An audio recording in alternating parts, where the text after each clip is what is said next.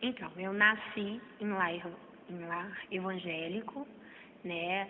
O meu pai era maestro da banda de música da igreja e a minha mãe líder do círculo de oração da igreja. Então, eu estava, assim, completamente envolvida com as coisas da igreja, né? Eu desconheço uma pessoa da minha família que não seja evangélica, né? Então, eu nasci em lar evangélica e tudo caminhava para que as coisas fossem correr super bem, já que eu fui criada nesse meio, né? Desde pequeno eu já tinha muita consciência das coisas de Deus na minha vida, por tudo que eu aprendia e pela intimidade que a minha família tinha com Deus. Quando chegou na minha adolescência, mesmo sendo criada na igreja, eu era extremamente carente do afeto do meu pai, por os meus pais terem esse rompimento e os meus pais terem se separado. Eu fiquei uma adolescente muito carente, muito carente, extremamente carente da figura paterna, da figura de ter um homem ali do lado. E aí foi uma fase bem crítica, né? Que você começa a descobrir a sexualidade, começa a descobrir que você não é só espírito, você é carne. E se você não está sendo tão espiritual, o que vai falar mais alto na sua vida? Com certeza vai ser a carnalidade. E aí eu comecei a namorar e conheci um rapaz e mesmo estando dentro da igreja eu engravidei. Engravidei com 16 anos. E tive uma relação de 12 anos muito conturbada, né? Uma relação muito difícil, que nós não casamos. Em 12 anos nós tivemos problemas sérios, apesar de ter 2 filhos maravilhosos, né? Maravilhosos, meus filhos, mas uma fase muito difícil. E aí me via assim, em conflito, porque sabia da verdade, não conseguia seguir a verdade, tinha entendimento, eu tinha um entendimento, mas eu não conseguia colocar a minha vida em ordem. Os meus pais se mudaram para Vila Velha e eu continuei morando no Rio, né? E depois de um rompimento de 12 anos, eu vim embora para Vila Velha, né? E aí, no meio daquela tristeza, eu percebi que eu tinha 2 filhos para criar e que eu precisava me erguer de alguma forma. Quando eu cheguei aqui, eu percebi que as coisas não poderiam continuar do jeito que estavam na minha vida espiritual. Se você não tem o Senhor, as coisas vão continuar na mesmice, né? E eu comecei a sentir falta de ter uma alegria que eu não tinha mais, né? E buscar de alguma forma não levar tristeza para os meus filhos, né? Porque eu sentia essa tristeza, mas eles não podiam sentir, né? Eu tinha que de alguma forma alavancar a vida deles para que eles não entendessem que aquilo era o fim da vida, né?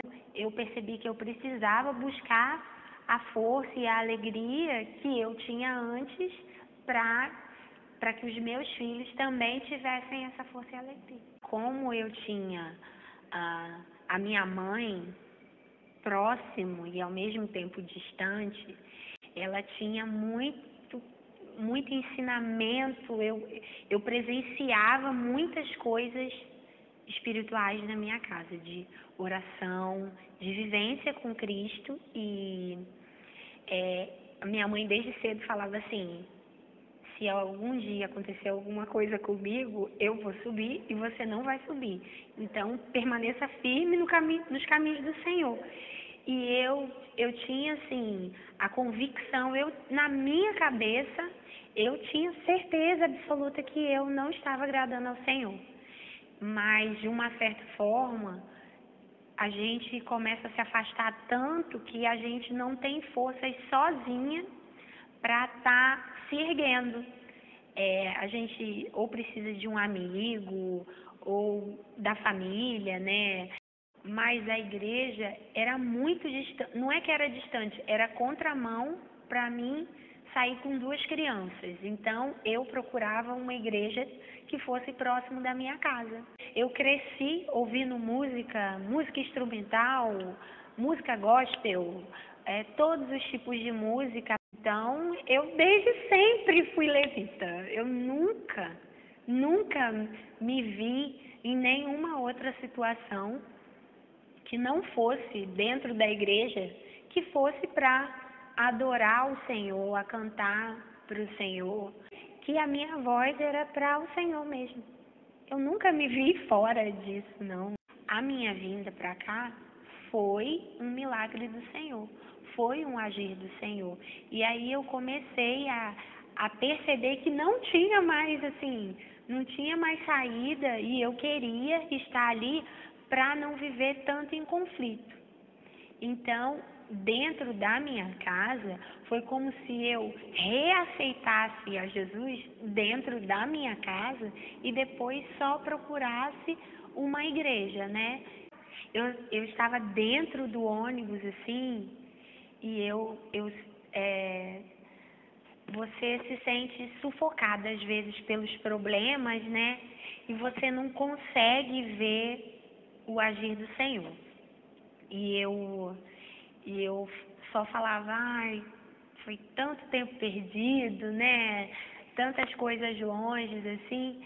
E Deus me fazia entender de que eu estava prosseguindo para o meu alvo. Essa palavra que a minha mãe trouxe de esquecer das coisas que para trás ficam e receber o presente de Deus e prosseguir para o alvo, era tão inflamado assim no meu coração que eu vim chorando do Rio até Vila Velha, na certeza de que Deus naquele momento ele estava me limpando, estava, sabe, deixando as coisas que para trás ficavam mesmo, assim. Eu tinha a convicção de que eu estava tendo um reencontro com o Senhor. O que eu entendo é da paz que a gente tem, que excede todo o entendimento.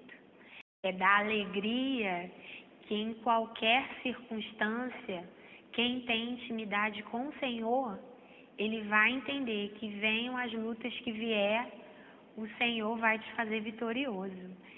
Venham as dificuldades, venham os problemas, você vai conseguir chegar à frente como vitorioso, né? Porque o Senhor é que nos garante a vitória.